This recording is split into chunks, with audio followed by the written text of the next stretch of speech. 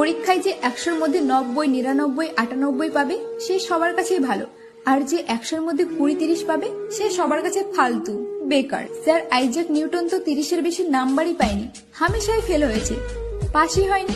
School থেকে তাড়িয়ে দিয়েছিল তাকে, যে এ পড়ার যোগ্যই না। যখন স্কুল থেকে তাড়িয়ে দিয়েছিল স্যার আইজ্যাক নিউটনকে, তখন তার ব্রেন খুলে গেল। হঠাৎ সে গাছ থেকে একটি আপেল পড়তে দেখে এবং মাধ্যাকর্ষণ সূত্রের সিদ্ধান্ত দেয়। যে স্কুলে ফেল হতো আজ সবাই তার নামে পিএইচডি করে, তার গুণগান করে। পাস আর ফেলের সাথে কারোর জীবনে কোনো যায় আসে না। তুমি যদি আইনস্টাইনের গল্প পড়ো, তাহলে আইনস্টাইন তো ক্লাস 9-এর বেশি পড়তেই পারেনি, তাড়িয়ে দিয়েছিল স্কুল থেকে, কারণ সে সবসময় অন্য কিছু ভাবতো। কিন্তু তাড়িয়ে দেওয়ার পর সারা বিশ্বে E=mc² এর যে ব্যাখ্যা দিয়েছিল আইনস্টাইন, তাতে পুরো দুনিয়া প্রশংসা করে। শেষমেশ আমি এটাই বলতে চাইছি, কেউ ক্লাস 9, 10, 11, 12 পড়াশোনা করুক, তাতে কোনো আসে যায় না। কারণ জ্ঞান ডিগ্রি দিয়ে অর্জন করা যায় না। জ্ঞান আলাদা জিনিস আর ডিগ্রি আলাদা জিনিস। তাই পরীক্ষায় কম নাম্বার পেলে কখনো মন খারাপ করবে না।